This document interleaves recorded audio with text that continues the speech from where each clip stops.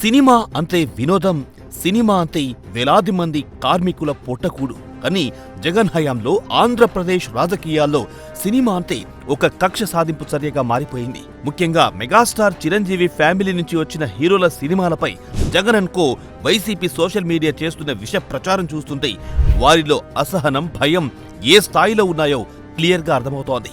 రాజకీయంగా ఎదుర్కోలేక వెండి తెరపై మెరిసే నటులపై పడి ఏడవడం జగన్ అండ్ కోకి నైజంగా మారింది. ఈ వివాదానికి బీజం పడింది సాయి ధరమ్ తేజ్ రిపబ్లిక్ సినిమా ఫంక్షన్లో పవన్ కళ్యాణ్ చేసిన ప్రసంగంతో. అప్పటి ప్రభుత్వం అనాలోచిత నిర్ణయాలను, సినిమా పరిశ్రమపై చూపిస్తున్న వివక్షతను పవన్ ఎండగట్టారు. అది తట్టుకోలేకపోయిన జగన్ సర్కార్ అప్పటి నుంచి మెగా ఫ్యామిలీ సినిమాలను టార్గెట్ చేయడం మొదలెట్టింది. పవన్ కళ్యాణ్ అంటే ఉన్న భయం, చిరంజీవి అంటే ఉన్న అసూయ వెరసి ఒక రకమైన సైకో రాజకీయానికి తెరలేపాడు జగన్ రెడ్డి.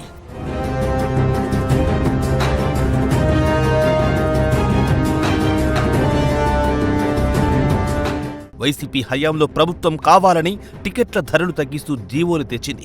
కేవలం పవన్ కళ్యాణ్ దెబ్బతీసేందుకే జగన్ అండ్ కో విపరీతంగా ప్రయత్నాలు చేశారు. భీమ్లా నాయక్ విడుదల సమయంలో థియేటర్ల వద్ద రెవెన్యూ అధికారులను కాపలా పెట్టి బెనిఫిట్ షోలను రద్దు చేసి సినిమాని చంపేయాలని చూసింది. కానీ జనం గుండెల్లో పవర్ స్టార్ గా ఉన్న పవన్ ను ఏమీ చెయ్యలేకపోయామని లేట్గా తెలుసుకున్నారు జగన్ టీం.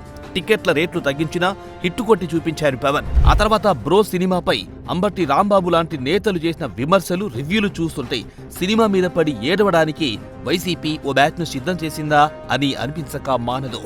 సినిమా అంటే కనీస అవగాహన లేని వారు కూడా రివ్యూల పేరుతో యూట్యూబ్లో సొల్లువాగుడు వాగడం ఈ మధ్య ఎక్కువయింది. అందున వైసీపీ సోషల్ మీడియా సైకోలు సినిమా రాకముందే అది మెగాస్టార్ ఫ్యామిలీ హీరోల నుంచి వచ్చే సినిమా అయితే చాలు దాన్ని చంపేయాలని పనిగట్టుకుని విష ప్రచారాలు చేయడం చూస్తున్నాం. ఇందుకోసం జగన్ టీంను ప్రత్యేకంగా నియమించినట్టు టాక్ నడుస్తోంది.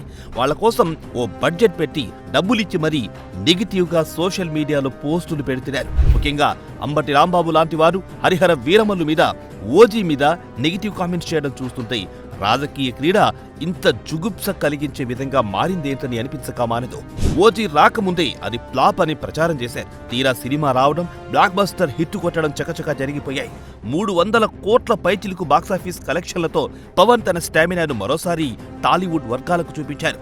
అది చూసి వైసీపీ సైకోల నోళ్లు మూతపడ్డాయి. గతేడాది సంక్రాంతికి వచ్చిన Ram Charan cinema game changer మీద కూడా ఇదే తరహా విష ప్రచారం చేశారు. సినిమా రిలీజ్ కాకముందే అట్టర్ ఫ్లాప్ అంటూ సోషల్ మీడియాలో పోస్టులు వెలిసేలా చేశారు. ఇక ప్రస్తుతం జగన్ అండ్ కో కన్ను మెగాస్టార్ సినిమా మీద పడింది. ఈ సంక్రాంతికి మన శంకర వరప్రసాద్ గా వస్తున్న చిరు మూవీ విడుదల కాకముందే చూడకుండానే ఫ్లాప్ అని ప్రచారం చేయడం ఏ రకమైన సంస్కృతితో అర్థం కావడం లేదు. ఇక పుష్ప 2 విషయంలో జగన్ రెడ్డి అండ్ కో వేసిన వేషాలు అన్నీ ఇన్ని కావు. అల్లు అర్జున్ మెగా ఫ్యామిలీ నుంచి వేరు చేయాలని, ఆయన్ను తన వైపు తిప్పుకోవాలని జగన్ టీం చేసిన అతి అంతా సెటైర్ల పాలయ్యింది. కానీ ఆ సైకో బ్యాచ్ కు తెలియని విషయం ఏమిటంటే బన్నీకి చిరంజీవి అంటే వల్ల మారిన అభిమానం. ఎప్పటికైనా బన్నీ ఆ మెగా కాంపౌండ్ హీరోనే అనే విషయం అల్లు అరవింద్ కు, అల్లు అర్జున్ కు చాలా బాగా తెలుసు. పుష్ప 2ను జగన్ రెడ్డి నెత్తికెత్తుకుని ఏదో సాధిద్దామనుకుంటే అది అటకలేదు సరికదా, అడ్డంగా బుక్ అయిపోయాడు. మెగా ఫ్యామిలీ హీరోలంతా ఎప్పటికీ ఒక్కటే అనే నిజాన్ని గ్రహించలేక ఓవర్ యాక్షన్ చేసిన జగన్ అండ్ కో మరోసారి నవ్వుల పాలయ్యారు.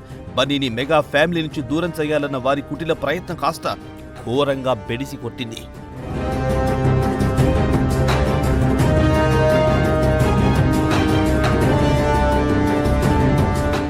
చిరంజీవి టాలీవుడ్ మెగాస్టార్ మేరు పర్వతం. ఆయన చూడని ఎత్తుల్లేవు.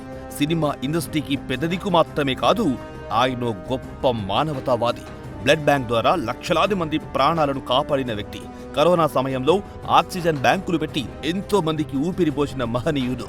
అలాంటి వ్యక్తిపై, ఆయన కుటుంబంపై రాజకీయాల కోసం విషం చిమ్మడం అంటే అది సూర్యుడి మీద ఉమ్మివేయడమే.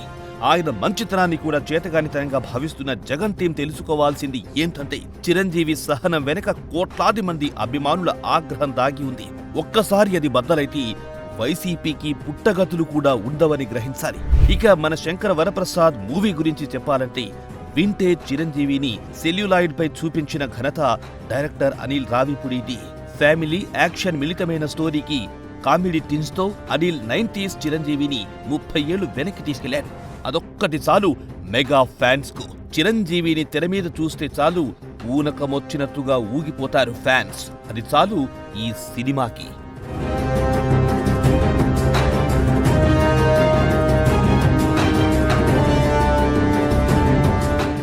ఇక జనసేన అధినేత పవన్ కళ్యాణ్ 100% స్ట్రైక్ రేట్తో ఎన్నికల్లో విజయం సాధించి జగన్ను 11 సీట్లకు పరిమితం చేసి పాతాళానికి తొక్కేశారు. రాజకీయంగా పవన్ను టచ్ చేసే ధైర్యం లేక ఇలా సినిమాల మీద పడి ఏడవడం జగన్ కో పిరికితనానికి నిదర్శనం. జనం మీకు బుద్ధి చెప్పినా ఇంకా మారకపోవడం విచారకరం. మీరు చేసిన నెగటివ్ క్యాంపెయిన్ వల్ల సినిమా దెబ్బతినదు, కానీ మీ మీదున్న అసహ్యం ఇంకా పెరిగిపోతుంది. జగన్ రాజకీయమంతా కులాల చుట్టూనే తిరుగుతుంది. ముఖ్యంగా కమ్మ కాపు సామాజిక వర్గం మధ్య చిచ్చుపెట్టి పబ్బం గడుపుకోవాలని చూస్తున్నారు. సినిమా ఇండస్ట్రీని ఒక వర్గానికి ఆపాదించి మిగిలిన వారిని రెచ్చగొట్టడం జగన్ పేటెంట్ రాజకీయం. కానీ జనం అన్నీ గమనిస్తూనే ఉన్నారు. ఈ విభజన రాజకీయం ఇకపై సాగదు. జగన్ గారు గుర్తుపెట్టుకోండి, సినిమా బ్రతికితే వేలాది మంది టెక్నీషియన్లు, కార్మికులు బ్రతుకుతారు. వారి పొట్ట కొట్టకండి. రాజకీయాల్లో ఓటమిని హుందాగా స్వీకరించండి. సినిమాలపై కక్ష సాధింపు మీ నీచ మనస్తత్వాన్ని చూపిస్తుంది.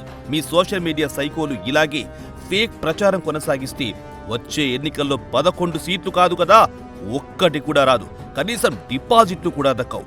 మెగా ఫ్యామిలీ అంటే కేవలం ఒక సినిమా కుటుంబం కాదు, అది కోట్లాది మంది భావోద్వేగం. అడ్డుకుంటే మీరు భస్మమైపోవడం ఖాయం. ఇకరైనా ఈ చీప్ ట్రిక్స్ ఆపి పద్ధతిగా రాజకీయం నేర్చుకోండి. లేదంటే ఆంధ్రప్రదేశ్ ప్రజలు మిమ్మల్ని చరిత్రహీనులుగా మిగిల్చే రోజు దగ్గర్లోనే ఉంది. చెరపకురా చెడేవు.